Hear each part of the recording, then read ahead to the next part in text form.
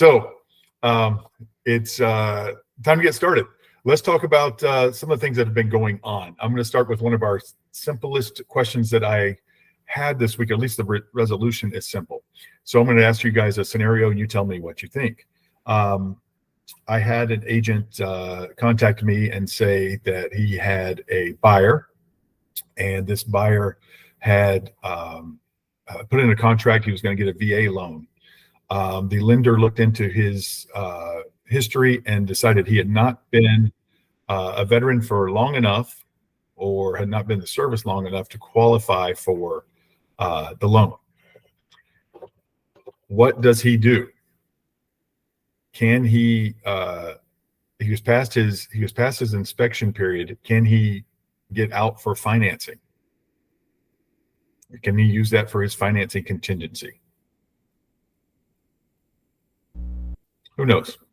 Ryan and Al Keller, sure he can. Why would he be able to, Mr. Keller? That basis for his loan was for getting acceptance from the VA, right? Right. And what was the basis for that? What was the basis for that? What if he can still buy it anyway? Well, good question. Yeah. So okay.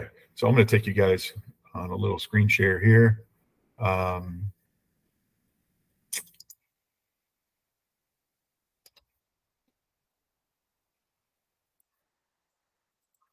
right. So tell me you guys can see. All right. Whoa. Closing date. Let's get down to financing. Here we go. You guys all see that? Financing? Give me a nod or something. Okay, perfect. I can only see a couple of you. Financing. This is a cash transaction. This contract is contingent upon, within blank days, buyer obtaining approval of a whatever kind of loan, right? Specific kind of loan. This loan, you guys are absolutely right. Of course, you're right, Al. This loan is, this is what he's in for. If he can't get approved for the loan that you see here, that he lays out right here, I say he, this time it wasn't one of our gentleman agents. If he can't get approved, and the client was as well, can't get approved for the loan that he has listed out here, he is not approved for what he is. So you have to be approved for exactly what he did here. And I get this question a lot from you guys. Well, what if they could still close? What if they could still do anything? That's fine as long as the seller approves. So that's actually what's going to happen in this case. They're not going to fight over escrow because he's going to get approved for a different kind of loan. The seller is still going to give them some concession money for closing, etc. But he didn't qualify for the 100% down VA loan. So he is going to still buy the property. He does not have to buy it the same kind of loan. But the seller, they do need seller's approval to change any kind of any of the terms on the contract. And every single one of these blanks is a term on the contract. I'm going to cover with you guys again the very simple things. These and another theme for today is these contracts are a very serious business deal. This is a real legal binding contract. Everything that you do, all these contracts that you submit, and even though you know nothing about the law, some of you do, but most of you know nothing about the law, and you submitted 6 contracts last Tuesday, they're all legally binding should they be accepted. Okay? They're all very, very serious. And yes, you are not you're not an attorney. Yes, you are a professional. And these forms are, if you look at them, there are FAR bar forms. Florida Association of Realtors and the Florida Bar come up with these forms that any of us with a license can fill out. Okay? You're a real estate licensee. You're a professional. You can fill these out. That's why they only leave you a few blanks. That's why it's 99% boilerplate and 1% blanks, right? Because you can fill them out. The clients, and this is something you guys have to get through your heads when you're dealing with this, especially in this market. It's a little different a year ago. It was a little different in 2010 when it was a complete buyer's market.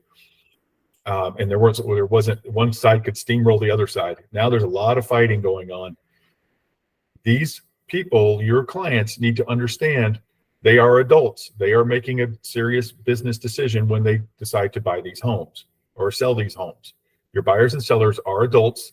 They are going to be held with their feet to the fire. They cannot just say, well, my realtor told me. First of all, you're not giving legal advice. You better not be. And second of all, they are adults who are responsible for their actions when they sign this. If they sign a standard contract and then tried to get out of it because they didn't see the other part of the neighborhood that looked really bad, and they talked to the neighbor and the neighbor said there's been a lot of crime and they want to get out of it, they can't do that on a standard contract even during the inspection period. They are adults. They need to read these contracts. Okay. So that's a big theme for the next however long this market lasts, is that your clients are adults. You are helping them, you are guiding them, you are assisting them, you are the professional. You're going to actually fill out the contract and earn your money throughout the process, but they are the ones making the decisions. They are the ones, when you recommend at least 3 inspectors to them, they're the ones choosing the inspector. Okay. So that's why we're always giving them multiple options on everything they do. You're not the one in this transaction. They are. Okay. So yes. So the answer to that was yes. I told the gentleman that he could get out for that if he wanted to, because he had signed up for a VA loan. He did not get approved for a VA loan. Did not have to be during the inspection period to get out of it. Okay. Any questions on that? And that goes for any term in this contract for the most part. Okay. Any questions on that? No. Okay. I don't see one anyway. All right. Another thing. We had one of you, and this agent is on the call right now. One of you did pay attention during training, and it worked out well for that person. And she put on assignability. She did the may assign but not be released from liability on this contract, as you see on line 84 right there. May assign but not be released from liability on this contract. Her buyers went, and I don't even think it was known to her that they did this. They put the contract in the name of, let's say, Bob and Mary, and then they went and to try to get approved for a loan. I don't know if the lender told them this or if they did it on their own and put it under their LLC. Well, something happened. The deal fell apart, and the seller tried to hold their feet to the fire because they went for a loan under a name different than what was on the contract. And so they talked to their lender, and the lender said, yeah, they applied within X amount of days, but it did under an LLC, blah, blah, blah. And they tried to hold the buyer's feet to the fire for that, which they cannot do, because the buyer may assign the contract but not be released from liability, but they may sign the contract. They did not need the seller's approval to do that. And so that was irrelevant how they went for the loan. Okay. That is great job. Gold star for that agent for paying attention and doing it the right way. The assignability is very, very important. I like it because it also gives, and you will have some sellers come back to you and say, no, we don't want it assignable at all. That's fine. That gave them a negotiating point. If they send it to a lawyer or something, they're going to come back and anytime someone sends a contract to a lawyer, I don't know if this has been your experience, but a lawyer is going to make some kind of change, no matter what it is, to justify their fees for having it sent to them. They're going to complain about something. Some of them even complain with the boilerplate language in the contract. I'm sure you guys have all seen that as well. Don't want to argue with that. But this is a very important point, and kudos to the agent for doing it the right way. I was a little bit worried when I first heard, and then she assured me that she did click the right one there. So that's going to work out well. Another one. Yes, Martha, you have a question, Martha. Yeah, all these years I never knew that. Did you recommend it to be that may assign, that not be released from liability? I always do that may not assign the contract. But what's your recommendation? The second one then? Always. Always, yes. If you ever see, if you're on the seller side, that is not, you can have your seller disagree with that or not, but the real reason is, first of all, for something like this, but second of all, how many times have you had a buyer and seller, or a buyer go in and they didn't get approved, or they have to take off the husband or add the wife or do whatever because something didn't, or add the mom or whatever. You don't have to get this way. You don't have to get the seller's approval for that. Sometimes a lender will ask for it, for an addendum, but that's just ignorance because, lenders are multi-state. Lenders are, whatever, they don't know all the little nuances in the Florida contract, the Georgia contract, the Idaho contract, et cetera. So they might just ask for that just out of assumption without really reading the contract closely. Underwriters may ask for that, but typically you don't need it. Can't get in any trouble doing it. But you guys see a lot of deals. Give me a head nod if you've ever had a deal where they had to add a husband or wife or parent or cosigner or something like that on the contract. It happens a lot, right? Take somebody all off the because they time. have bad Thank credit or you. whatever. Sorry, we got to just do it in the wife's name or whatever it is, right? So, or they want to add their kid to their, they talked to somebody and they said for, estate purposes, you want to add your kid to the contract now or whatever it is, right? So that happens a lot. So absolutely, Martha. And I do teach that all the time. Anytime I do the as is, I teach you guys to offer like that. And honestly, even as the seller, if your seller wants to have something to negotiate, that's fine. They can do the may not assign. Typically, the first one is for wholesalers, flippers. I do not see a good reason why you should ever accept that. And as long as your clients have good intentions, there's no reason to do that. Not that wholesaling isn't an honorable intention, just that's not typically what you're in the business of doing. So the first one, I call it the wholesale box. The second one is where you want to be. Okay. Any questions on that? Anyone disagree? You're welcome to disagree if you want. All right. I mean, you have the right to be wrong. It's fine. Let's move on to, let's talk about standard contract. We had an agent, I don't believe he's in here, but he should be, he might be, who has, you guys know that I constantly preach to you to use the as is contract. So I'm going to go through this scenario with you. This agent had a buyer, standard contract accepted by the sellers. The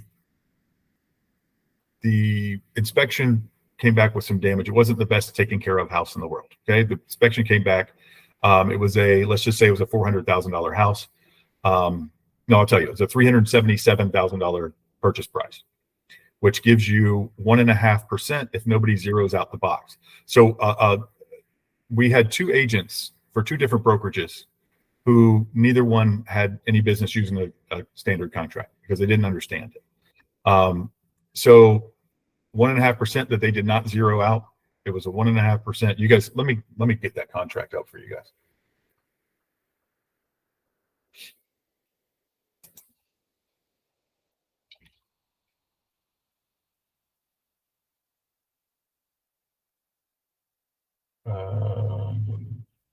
What's the contract?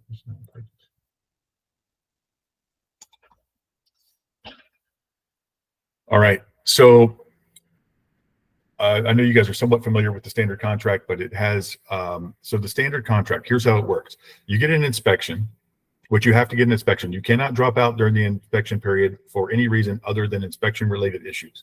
So you have to get an inspection. You guys call me all the time and say, oh, you guys are on both sides of this and you still do this all the time, is you call me and you say, hey, I've got a seller and this buyer, they don't want to release the escrow. This buyer just backed out after 2 days, hasn't even made their escrow, hasn't got an inspection, no reason. They just backed out. I say, is it an as is contract? Yes, fine. But they still need to make their escrow. Not if their escrow was due in 3 days and they backed out after 2. They don't have to make their escrow. Okay. Second thing. Now, be very careful. If you back out on day 5 and you were supposed to make your escrow on day 3 and you didn't make your escrow because you weren't sure how the inspection was going to come out, you might owe them that escrow money. And you might not only need to make that deposit, but you might lose it because you breached the contract. Not you, your client breached the contract. Okay. Make your escrow on time if you haven't canceled yet. Okay. Make sure you make your escrow. So anyway, these people got an inspection. So at $377,000, if you do the math on 1.5%, that's $5,662.50. And I know because we had to argue about this. So that's 1.5%. The buyer got their inspection, looked it over. I don't know who they talked to, the handyman, or just off the top of their head, they came back and said to the seller, we want $5,500. They had found the house at an open house, so they had the listing agent's information, and they sent it directly to the listing agent and just copied their agent. We want $5,500, which is not how you do that, right? Those repairs need to be made by a licensed repairman of whatever, licensed contractor of whatever kind.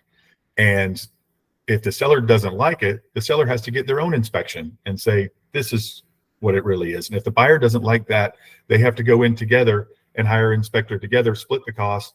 And that inspector is the arbitrator, for lack of a better term. And they're both allowed to get the estimates from licensed professionals and do it. It's just a mess, right? It's just the way it is. It's very exact and precise, but it's just a mess. So this house had wood rot, had all kinds of things that scared the buyer. But let me go back to that. So they wanted $5,500 concession at closing. Not how it works. The seller, also not how it works at all, said, how about $2,000 or get lost? And the buyer said, in the meantime, the buyer had talked to a neighbor who said, yeah, that old guy that lives there, he never takes care of that house. It's always got problems. He's always complaining about it, blah, blah, blah. So this is just completely turned off the buyers now. The buyers want out. How did the buyers get out? Can the buyers get out?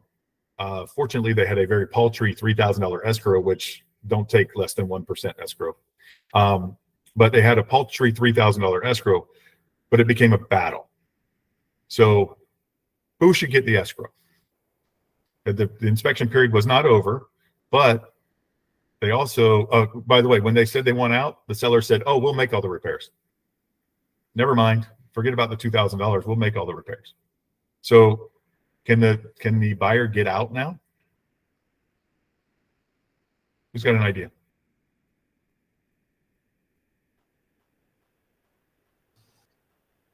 I think the answer is no. If they're able to resolve the issue either by hiring somebody to do it themselves, hiring somebody to do it or them doing it themselves, they resolve the problem. Was the counter offer of $2,000 a breach of contract?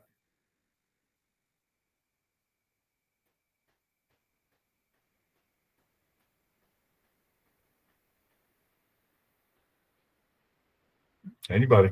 Was it counter offer of $2,000 a breach of contract? I hear crickets. I hear the same thing. You know what? It is, but technically asking for the concession at closing instead of asking for the repairs, and coming to them with estimates for those repairs was also, and actually the seller's supposed to get their own estimates, but to come up with a number of $5,500 was also, as a concession, was also a breach of contract.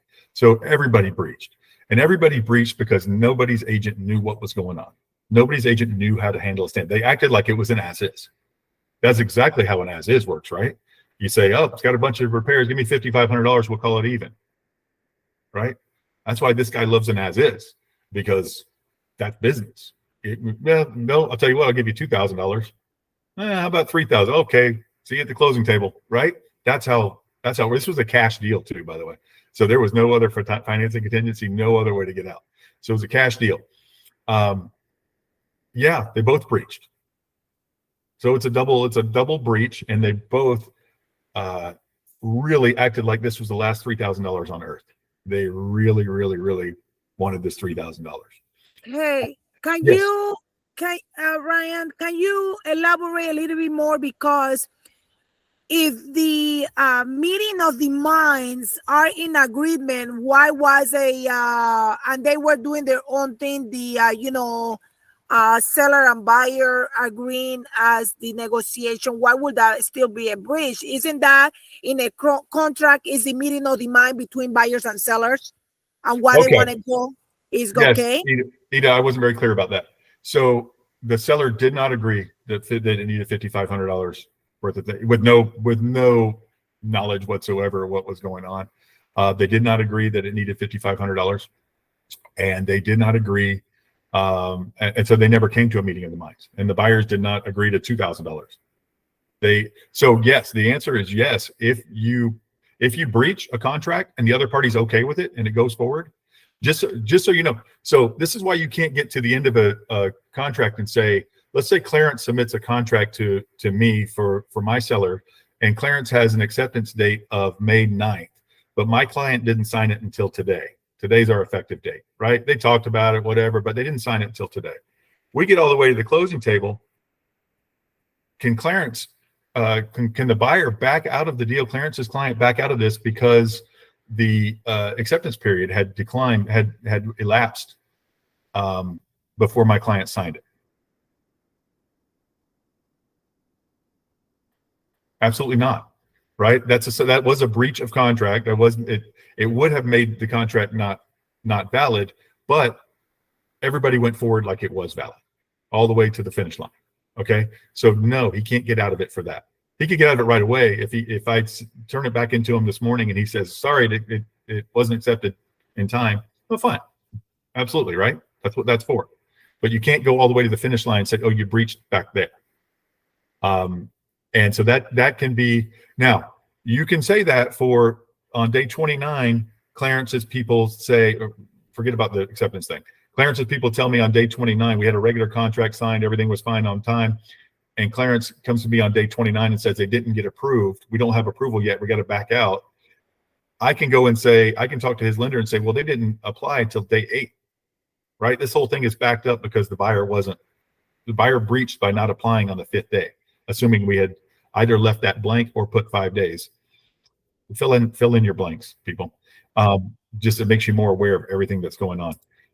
So yeah, you can do it for something that's relevant, but once we get to the end and we've been through the inspections and everything else, the acceptance date's not relevant anymore.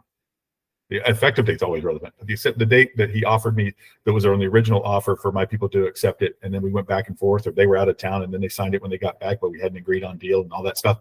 That's perfectly fine as long as Clarence, if Clarence makes escrow after that, Clarence's client makes escrow after that, that was never affected. Obviously, acceptance date was not affected, right? So that's how it works. Let me get into this 1.5, guys. When you're looking at this 1.5 for general repairs, they were saying these were general repair items. They could have gone with 1.5 also for the WDO for the like I said, there's a bunch of wood rot and all kinds of stuff. I'm sure they'd find something there. Costs associated with closing out of if there's any open permits. So up to 1.5%. So that's up to 4.5%, which would have been about $17,000 on this deal that they would have, that they could have. So when your seller signs something like this, make sure they zero these out or let them know what they're dealing with. That you may have to have 7, it's a max. It's probably not going to max out all 3 of them, but if it was. Now, what if it's over that amount? What if this guy had gotten the inspection, this buyer had gotten the inspection, and it needed $8,000 of general repair items? Seller would be responsible for whatever was in that blank there, 1.5% of that. Seller will be responsible for that much, and the buyer will be responsible for the rest, or the buyer can cancel the contract. And say, so what if it was 20,000 and the seller can only do 5,600, right? Then we're out of here, right? So just make sure you know what you're doing with these contracts. And honestly, guys, the as is, I mean, you guys have heard me 1,000 times. The as is the way to go. 999 out of 1,000 times. It just is the way that your clients are going to. A lot of the problems that we have are from this contract because people don't understand it. The buyers don't understand it. The sellers don't understand it. I just gave you my speech about how the buyers and sellers need to be, big boys and big girls and realize that they're signing a real legal document, but you're getting them into something that you guys, a lot of you guys don't even understand. And the other person that you're working with probably also doesn't understand. And that's how you get in trouble with people going back and forth with $2,000. This is nowhere in here for you to counter. The as is, anything can be negotiated. But to answer your question, Ida, yes. If they had said we want $5,500 at closing, and the seller had said, okay, we'll just give you a concession for $5,500 at closing, that's absolutely fine. Draw up an addendum, let the inspection period pass. Doesn't happen very often with Thank you. You bet. But absolutely, anything 2 people agree to can be made an addendum, change the contract. So yes, that's a very good point. But they didn't, unfortunately. This actually, okay. So what happens in a case like this $3,000 fight? I can tell you it's already been resolved. It's all been in a matter of the last week, and it's already been resolved. The sellers offered to go halfway. The buyers refused and said, see you in front of Judge Wapner with our $3,000. We're going to spend a lot more than that. And the seller said, you know what? Forget it. In the meantime, what effect does that have on the two agents? Our agent, I can tell you from his own words, isn't going to work with this client anymore, and the client's not going to work with him anymore. Whatever, right? So he lost a client. The listing agent, how does she look to her sellers? Right? You're supposed to be experts, guys. You're supposed to be masters of your crafts. Does she look like a master of her craft after all this went back and forth? Absolutely not, right? So what are her sellers? I mean, she's still got this listing, I guess. Do you think those sellers are going to want to work with her again? Probably not. So just think about these things, that you guys are professionals. Stay out of trouble. Keep your clients out of trouble. Those sellers feel like, even though their property was only tied up for 7 days, they feel like they were due something.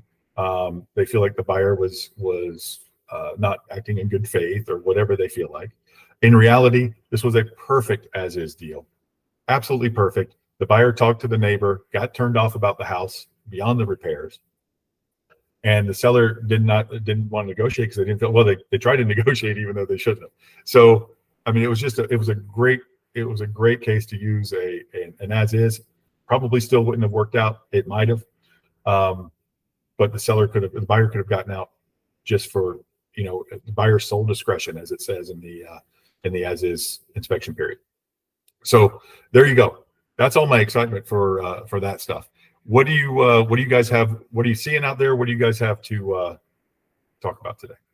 Oh, next week. Let me get you excited about next week. You guys are asking a lot of questions about this. Some foreign nationals, Chinese, etc., that cannot buy property, certain areas, certain states, certain whatever. We're going to get to the bottom of all that next week. We're going to have an attorney come in and talk to you guys about that. And what is our role in enforcing it? What is our role? How does it jive with the Fair Housing Act, etc.? So we're going to learn all about that next week. In the meantime, don't get rung up by the Fair Housing Act or anything else. Just keep your nose clean for a week. What do we got in chat? No, if repairs are made, okay. Let me stop sharing.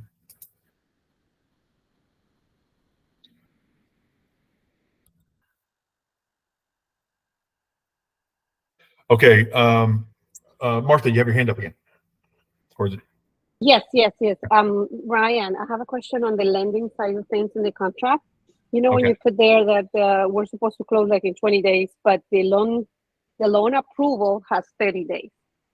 The loan approval oversees the closing date, right? On the contract. Yeah, you can back out right to the closing date if it gets denied for legitimate purposes. Or if Yeah. it's delayed because it's 20 days is a little short, but we're trying to do it that way. But in case, I just want to be prepared that we can, it's like, hey, we still have 30 days on the loan side of things. So Yeah, I believe the old one, you guys, I think I remember the old one had 45 days or 7 days before closing for the financing contingency. Is that right, Angie?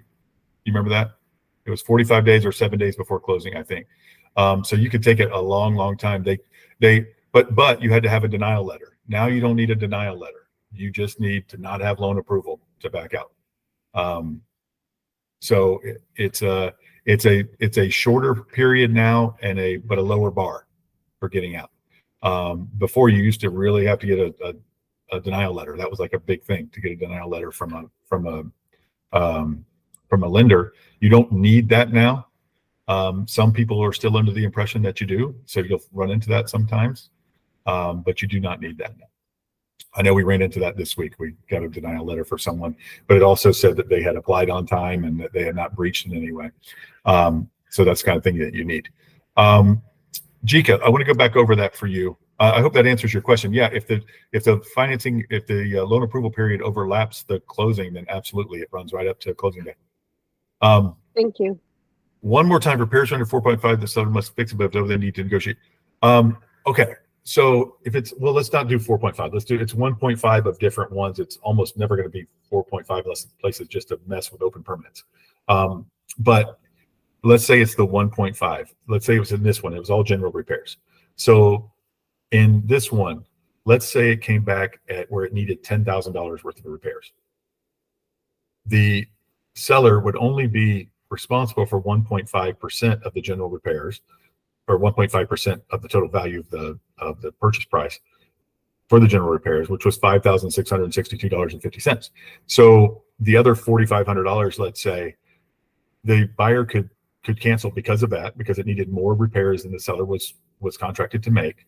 They could ask the sellers to make that. Again, anything that, like Ida pointed out, anything that we agree to, we can change, right? So the buyer could back out, or they can negotiate for that money, however they want to do it. So you can renegotiate. You can back out. You can do whatever you want. You can always renegotiate. But yes, that is one reason the buyer can back out, though. If the repairs are what if the repairs were $100,000? They found out it was sitting on a sinkhole, or whatever. They can absolutely back out because of that. Okay. Any other questions? What are you guys seeing going on in the market? Tell me what you got.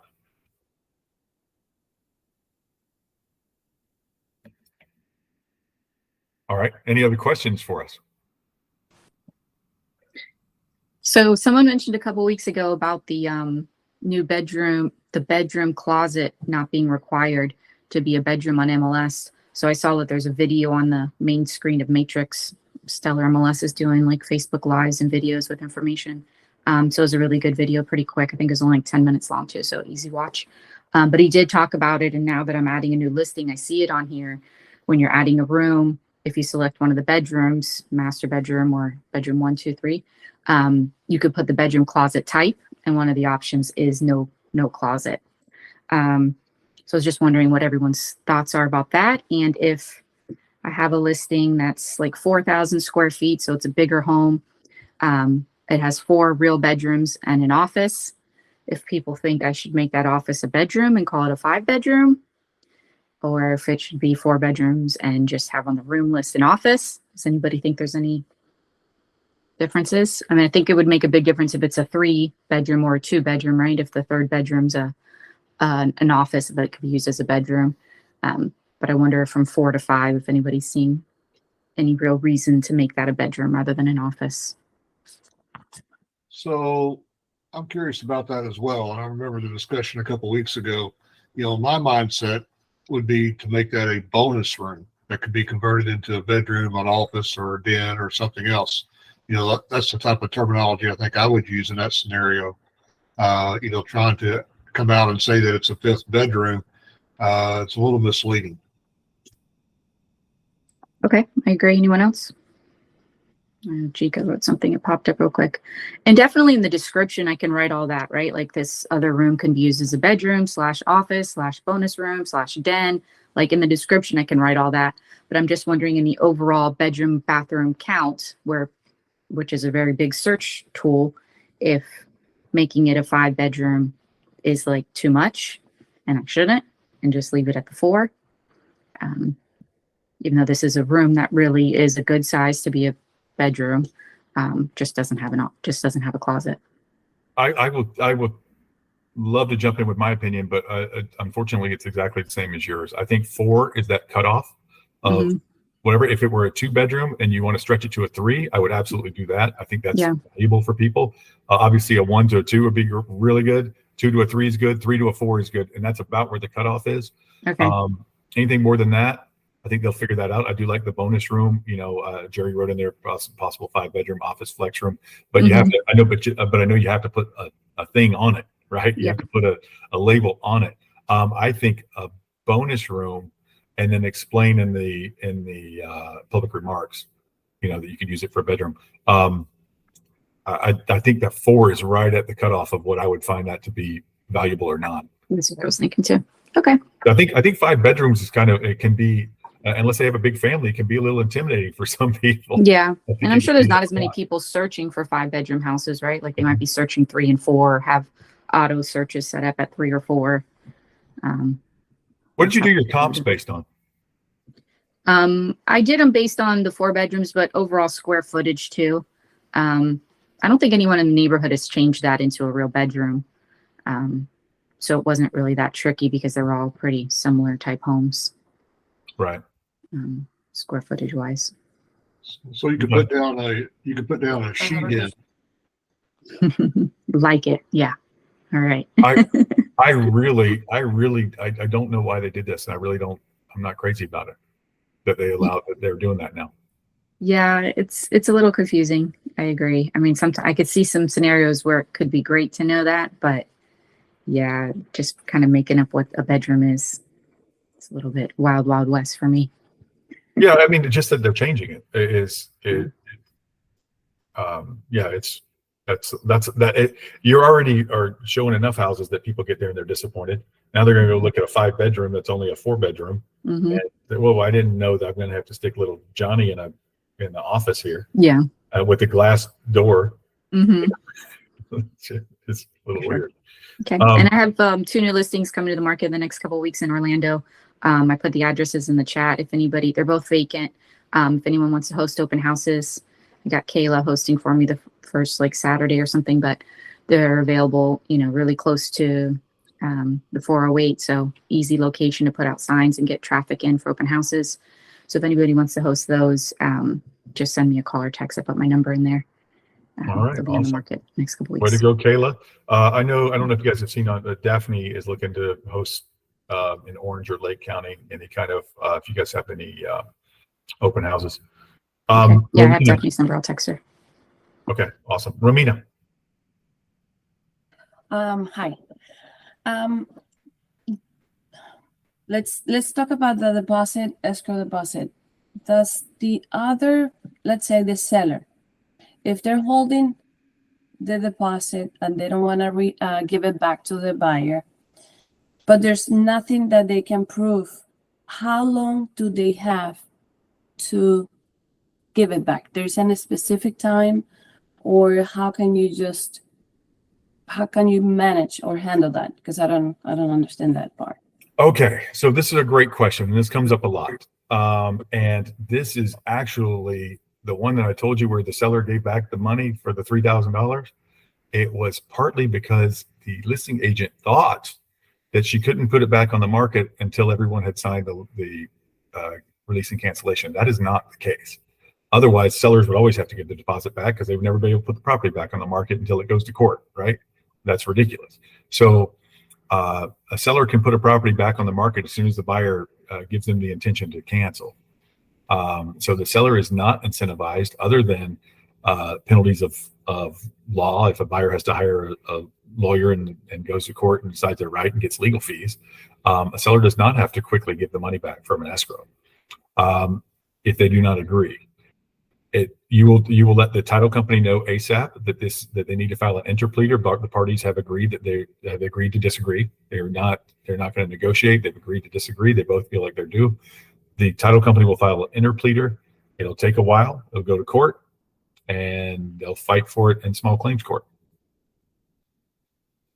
But it's called an interpleader. The title company files it, but you have to let them know that, look, they'll just sit on it forever if you let them. So let them know we did not agree. No, but we can't come to an agreement on what to do with the escrow, so we have to go to court. And that can be a point blank perfect case. You backed out on day 4 of the inspection period, and everything is by the book. And if the seller still says no, they still have to fight over it. Okay. So I don't know if that answers your question. Kind of. I don't know. Because I know what you're talking about. You're talking about the case from earlier with the other one, with the assignability, right? That's the one. Yeah. Uh-huh. Okay. Yes. So, but I sent that email, and she only said, oh, okay. She replied saying, I'm gonna talk to the seller again. I will come back to you soon, or something like that. And that was on Monday. I haven't got any response yet.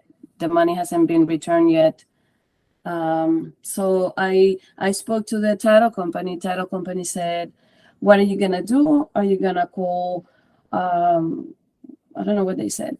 Are you gonna do it through a lawyer, court, whatever? And I said, I don't know. We're trying to get an agreement. Yeah. They file an interpleader. You just have to let the title company know that to move forward with that. You've got a couple that you need to keep hounding her. The best thing to do is harass her at this point. Okay, but that was my next question. So I have to, do you think it's okay now to write another email saying we're gonna proceed with legal thing Yeah, or and we're not? gonna proceed with, if they don't sign off, we are in the right. If we don't get signed off, we're gonna proceed with legal action. Yeah. Romina, is that an agent or a broker that you're dealing with? I can answer this Agent. question. It's a terrible agent who has left the broker that she was under when she first signed up the contract. So the broker is kind of doesn't really care. He didn't even know that contract existed until I called him. Oh, He goodness. doesn't really care now that it's going to cancel. So he's not getting anything for it. He doesn't Yeah, really 'cause- care. He first thing he said about her, oh, she's terrible. So Oh, great. yeah, so she just doesn't know what she's doing at all. Yeah. So I would think a threat of legal action. She probably doesn't have any idea what that means. So I mean, she knows the idea of legal action. She probably thinks it's worse than what it is. So I would go ahead and do it. Okay, All thank right. you. Because legal action sounds really intimidating, but honestly, an interpleader from a title company is not, and the possibility of going to small claims court doesn't really have anyone shaking in their boots, other than having to waste a day down at the small claims court. Mandy, you have your hand up. Hello. Hi, Ange. Hi, Mandy. Hi, can you guys hear me? Yeah, you're on with everybody. All right, cool. My question is in reference to, so your listing agreement says for financing terms, you accept cash, conventional, VA. It doesn't have anything about FHA. And then you receive an offer that's FHA. Do you still present that offer to the seller? Yes, you don't have to, but I would. Okay. But explain to them what it means. Make sure they understand what it means. Okay, and then my second part of that is, I guess, legal worries. Maybe I'm overthinking this and being very cautious about the future of, say, if there was a buyer that was an FHA buyer, and they didn't see the home because on the MLS it doesn't say FHA, and now we end up accepting FHA. Does that become like an issue later on, like for legal stuff that we didn't allow it before and now we're allowing it now? No, Am I making any sense? Yes. you make perfect sense. But no, there's no legal issue because they didn't see it when they searched they searched the MLS just by financing types. No. Because I'm thinking, there's going to be buyers out there that didn't go take a look at the home because. Let me give you another scenario, Mandy. Okay. Let's say I want $499,000 for my house, and you're only looking up to 475. Mhm. And then, so you didn't look, it didn't show up on your search, and then you take a shot at it anyway. And I say, yeah, I will sell it for 475. Yeah. Or maybe I've even turned down offers for 490 before because I thought it was worth 499, right? And then later on I sell it for less. You don't get to come back and say, I offered you more. Well, I changed my mind. Yeah. I wanted more. And then I realized I'm not going to get more. Yeah. Because they've all had listings who do that, right? They had better offers before than what they ended up taking because they thought it was worth more and they wouldn't listen to you because doggone it, that's where I raised my kids. It's an important house. Do I need to make any changes to like a listing modification for the terms, or if No. that? No, once you have a contract, what you listed it for is the terms on your listing agreement aren't relevant. Okay. All right. Thank you. Any other, you guys, you remember, everything is just a term. Everything's the same thing. When I want to make a point, I make it about price because that just resonates with everybody. So everybody thinks that's the most important term on any contract. All of these terms, including financing types and all this stuff, are important. They're all equally important. You've had people turn down FHA deals, even if it's more money than the other conventional deals, right? Because they don't like FHA for whatever reason, right? You've had people want to insist on using the standard contract because they've had two people back out of as is just willy-nilly. Maybe they keep talking to the neighbors and they back out during the inspection period or whatever it is. Every term on the contract, and I talked to you guys when we fill out the as is, which of these terms is most important? They're all equally important depending on whatever everybody's hot button is. So some people care about, I think if you ask I think if you ask 10 people on the street right now, 6 of them wouldn't know what FHA means and what it is, right? So a lot of people don't care at all. But to those who care, they care. If they've been burnt on an FHA deal before, they got stuck with that appraisal for 6 months on every other FHA deal. And so they said, no more FHA deals. Right. Any other, anything else? Any other questions or comments?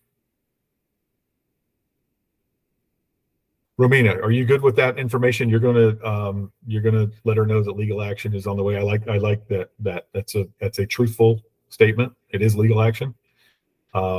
And I think that might move her, at least light a little fire under her. Yeah, I'm gonna write an email after this meeting. Hopefully she can just let it go. Okay. Okay, I hope so. Let me know. Any other questions or comments before we go? Nelda. Hi, good morning. Yeah, I just had a question. Going back to the denial on the financing. So for me, general is pretty new. I always worked in new construction, and I just want to be safe, and kind of cover any scenario that I might bump into in advance. But in the past, I have had situations where we got a denial from a bank, and the buyer was able to secure an approval with a different lender, and the different lender was able to close the deal. So say I have a buyer, that happens to, like, say I have a seller and they accept a contract from a buyer, and let's say 2 weeks in, unfortunately the original lender gives them a denial. And the conversations had between the buyer and the seller, and the buyer's able to secure the loan with a different lender. As long as the buyer and seller are okay, it would be okay for me to do an addendum and get the new lender in, even if it goes past the time for closing. I just want to be safe. So if I'm 2 weeks into a deal and my buyer gets declined and I've got to find him a new lender, and if I think that, a lot of times the lender will tell you, look, we can't do this, there's other people who can, kind of thing, and not just a denial because their credit score is 450. Exactly.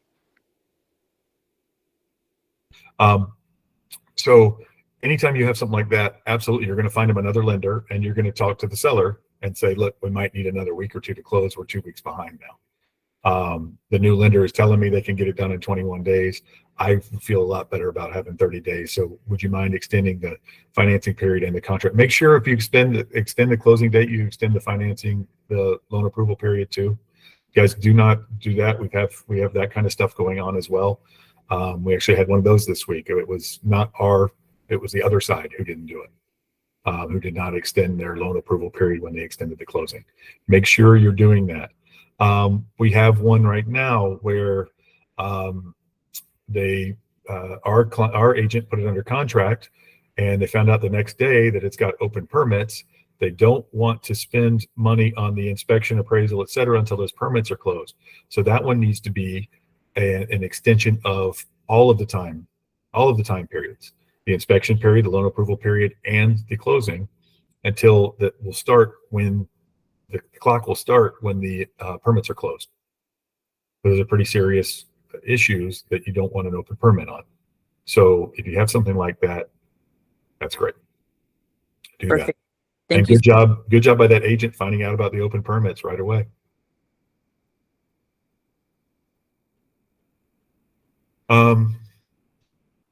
But Nelda, go back to that. Yes, anything the buyer and seller agree to is done in an addendum, and it overwrites the contract.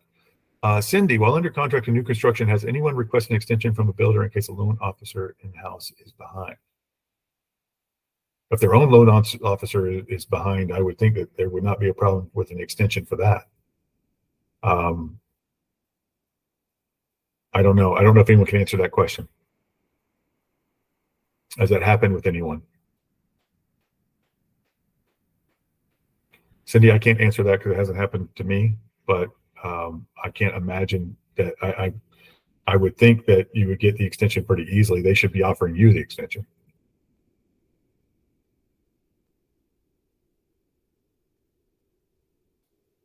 Yeah, I don't think it will be a problem. If it becomes a problem, let me know. I'll help you. Any other questions or comments? What do you? rental property. Romina, what does that mean? Are you answering a question that hasn't been asked yet? No. I wanted to tell everybody that if somebody's looking for an apartment for rent, I have a client who bought a property in Lake Nona.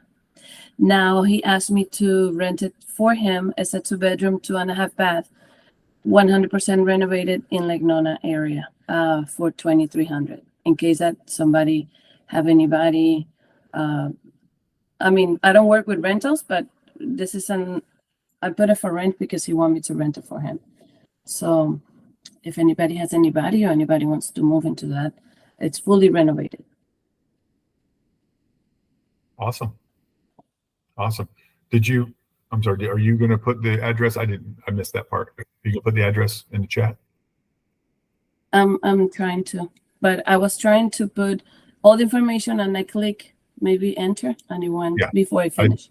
I did that the other day. Yeah. It's different. It's different from before where you could hit enter all you want and then you hit send on Zoom. Yeah. I figured that out the hard way. So, what was I going to tell you guys? Okay.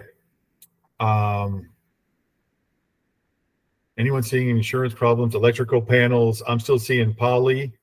I'm seeing all kinds of stuff. But those are typical things. The roof has just gotten a lot worse. Looks like Romina did it again. Okay, so so I want to tell you guys about $400. Our leasing now, if you want to join the leasing team, Romina doesn't want to join the leasing team. Apparently, she doesn't like rentals, but you get $400 for every tenant that you place. You get paid weekly. You get the lease done by Wednesday. You get a check on Friday. The $400 also for property referral. This is brand new. It used to be $250. When I say used to, I mean like day before yesterday. Now it's $400 for property management referrals. So you guys should be selling yourself as a like Romina's doing. She has a client who wants to rent their place now. You're one-stop shop. Get them there.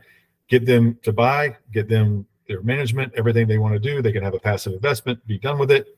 You don't have to manage the property. You get $400 and you're also their liaison. Stay in touch with them and we'll keep you in touch with them. And if they ever want to sell it 3 years, 5 years from now, for whatever, they'll come to you.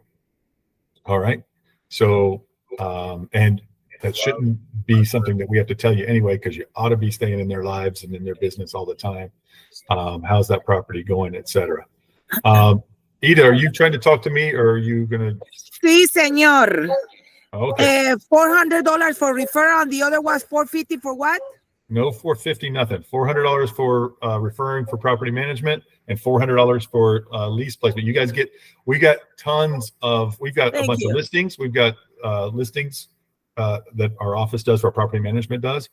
And you are like the listing agent on that. You can have an open house there and sign somebody up, or you can meet 4 people there all in the same morning and sign somebody up. We get 8 or 10 leads a day on these properties and stuff. It's crazy. We've got a bunch of leads we can't even call back. So there's some money out there for you guys. And 400, so 400 for everything 400. Ryan, I have a question about that. So if they renew after a year, do we get paid another 400? Or is that is that's a no. I'm gonna put that in the chat. Mandy, that was a great question. I think we should get that 400.